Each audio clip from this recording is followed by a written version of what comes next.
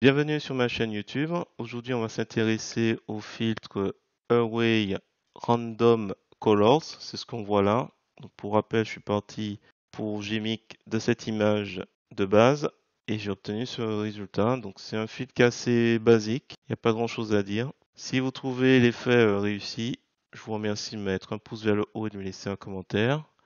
Et sur ce, je vous souhaite un bon visionnage de ce tuto. Alors, c'est parti.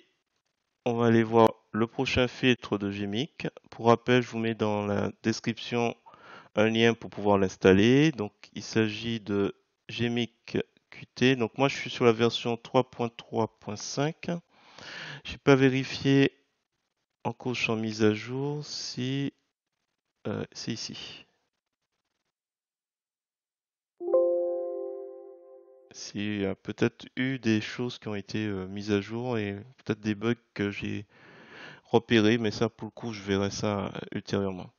Alors, du coup, on va s'intéresser au filtre suivant qui a que trois paramètres, toujours de David, 2010. Je vérifie les paramètres, ça va aller assez vite. X, Y, axe des abscisses, axe des ordonnées, ou plus simplement de manière horizontale et de manière verticale. Alors, du coup, ce que je suppose que c'est que c'est un filtre qui permet de créer des tableaux d'images avec des couleurs aléatoires. Et X, ça a l'air d'être le nombre de répétitions dans le sens horizontal. Donc là, nous sommes à 12. Si je réduis à 1, on a des lignes.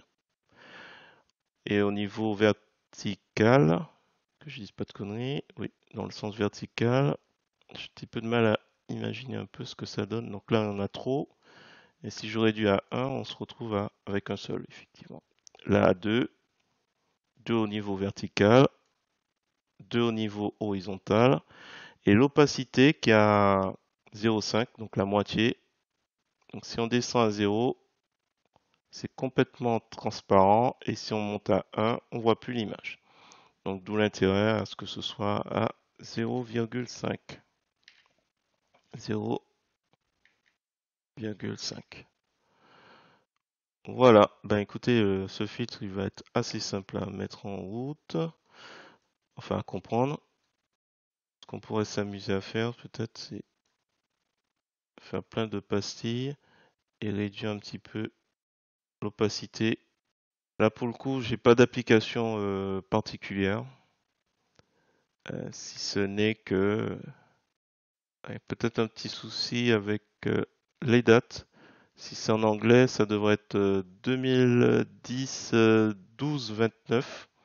Voilà, c'est juste ça que je vois qu'il y a comme intérêt. Puis sinon, le reste, bah écoutez, c'est bon pour moi. On va toujours pareil en mode de sortie sur nouvelle image puisque j'enchaîne les vidéos et ça donne ça. Alors bien sûr, si vous gardez sur la même image de base, vous mettez nouveau calque pour l'avoir en dessous. Là, on remarque qu'il n'y a pas de modification de dimension, ça reste 1280. Voilà, j'espère que cette petite vidéo vous a plu. Si c'est le cas, je vous remercie de mettre un pouce vers le haut et de me laisser un commentaire. Et sur ce, je vous dis à bientôt pour d'autres tutos.